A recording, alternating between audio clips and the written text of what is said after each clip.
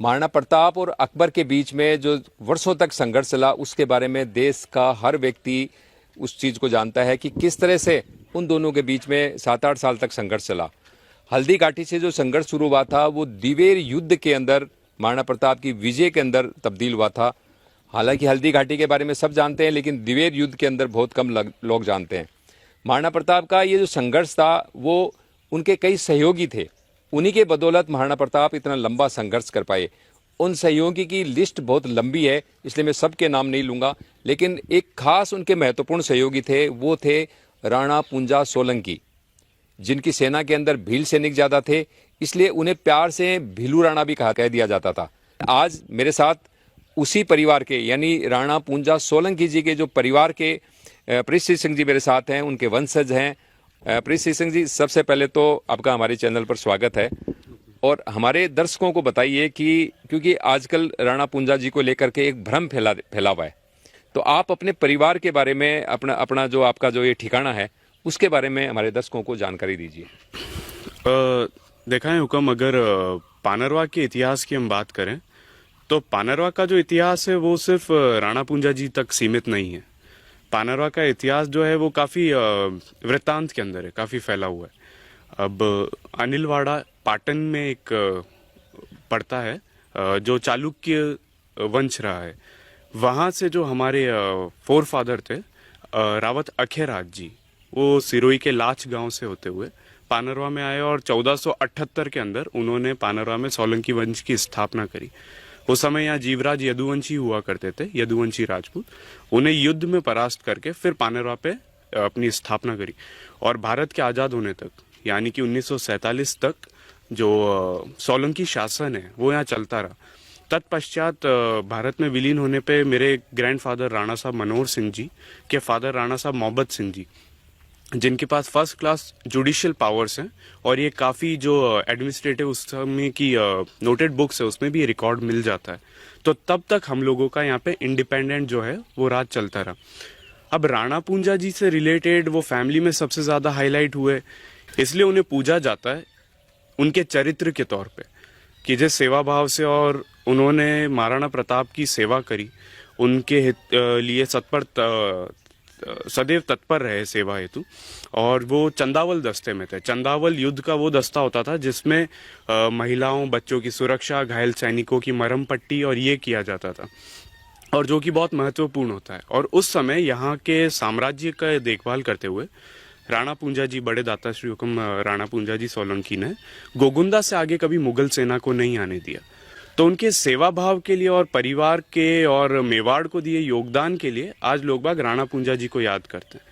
लेकिन दुखद बात तब हो जाती है जब एक वीर को याद करने की बजाय उनकी जाति को दो वर्गों को लड़ाने के लिए इस्तेमाल किया जाता है। फिर उसमें क्या होता है हुक्म कि एक जो जाति होती है वो अपने संस्कारों का परिचय देते बहुत सालों तक चुप रहती है, पर जो अधर्म होता है वो या तो तब होता है जब गलत लोग ज्यादा बोलते हैं या समझदार लोग चुप रहते हैं। तो कब से हम लोग चुप थे? क्योंकि हमारे यहाँ जो है ये भील बाहुल्य क्षेत्र है, और हमारे यहाँ आज भी वही भाईचारा है जो इतने सदियों साल पुराना था। मैं भी यही पूछना चाह रहा था कि वर्तमान के अंदर जो आपके स्थानीय जो भील है, उनके साथ आपका सामाजिक सामंजस्य कैसा है? बहुत ही अच्छा। और मैं कहूँगा कि ये जो भी बाहरी बातें होती हैं, एक बार उन्हें आकर पानरवा में देखना चाहिए, क्योंकि प्रत्यक्ष को प्रमाण की आवश्यकता नहीं होती। यहाँ पे जैसे होली होती है तो उसमें तीज का त्योहार यहाँ पे मनाया जाता है, गैर नृत्य होते हैं जिसमें ज्यादातर आदिवासी आके यहाँ करते हैं। अगर वो मन मुटाव होता तो आज कोई आदिवासी इस रावले प्रांगण में नहीं होते हैं। पर यहाँ पे अगर कुछ तस्वीरें जो मैं सोशल मीडिया पे शेयर करता हूँ, आप उसमें देखेंगे कि भीड़ इतनी भरी रहती है कि किसी एक व्यक्ति के लिए भी खड़े रहने की जगह नहीं होती। दशहरा होता है, उस दिन सारे गाँव के लोग बाग आके दाता हुक्म नजराना करते हैं। पहली गवरी होगी, उसका मंचन यहाँ पे किया जाता है। गवरी आदिवासी समाज द्वारा की जाती है, उसका भी पहला मंचन यहाँ पे और कुलदेवी माता जी के मंदिर में और दाता हुक्म के धोख लग के फिर किया जाता है। और ये सौहार्द है कि भले ही यहाँ पे सीटों का रिजर्वेशन है इस क्षेत्र में, लेकिन सबसे खूबसूरत बात तो इस क्षेत्र की ये है कि यहाँ का सरपंच एक आदिवासी है, लेकिन उसका समर्थन यहाँ का सर समाज करता है, और वो भी वापस अपने जो भरोसा है और जो उनकी स्वामी भक्ति है वो सब जने वापस दाता हुक्म के प्रति रखते हैं, जो एक सोलंकी राजपूत हैं।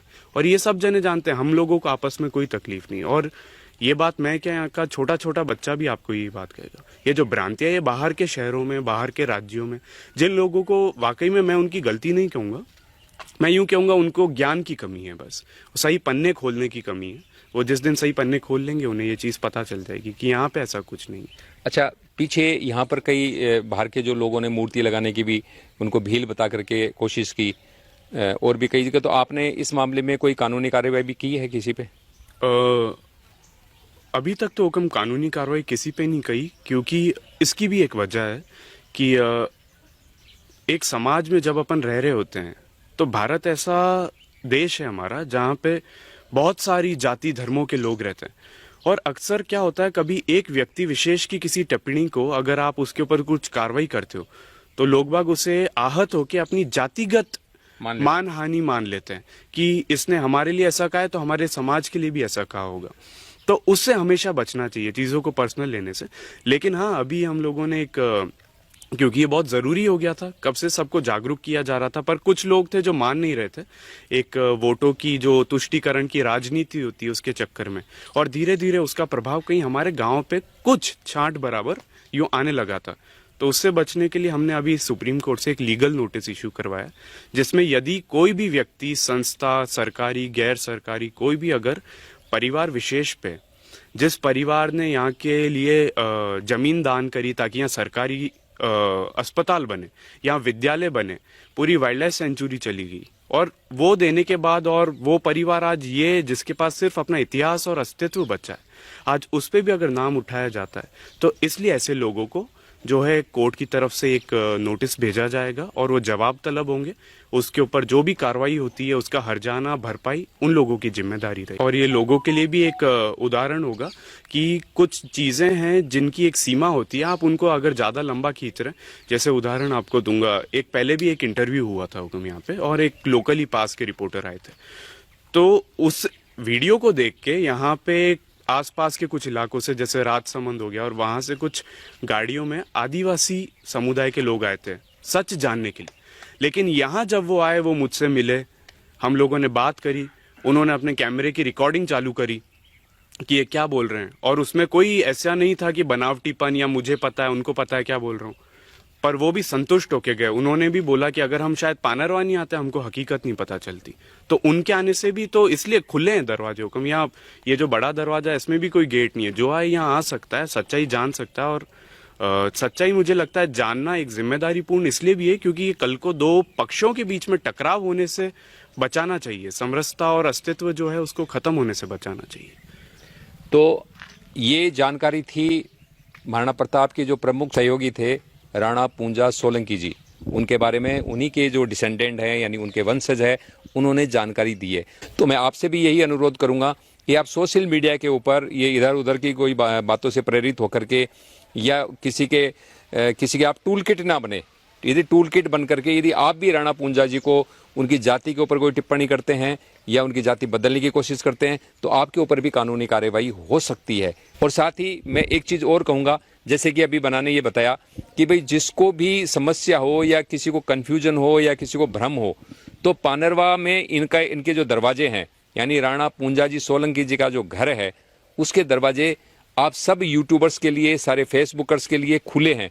कोई भी कभी भी आकर के, आप परीक्षित सिंह जी हैं, इनसे यहाँ पानरवा में मिल करके आप स्थिति को क्लियर कर सकते हैं। यहाँ के आदिवासी लोग हैं उनसे भी मिल सकते हैं, उनसे पूछ सकते हैं कि इस घराने के प्रति पूछ सकते हैं, इस घराने के इस ठिकाने की पूरी जानकारी ले सकते हैं और इस तरह से आप अपने भ्रम को मिटा सकते हैं। मुझे उम्मीद है कि राणा पूंजा जी को लेकर के जो इंटरनेट के ऊपर भ्रम फैलाया जा रहा है वो आप समझ गए होंगे। धन्यवाद।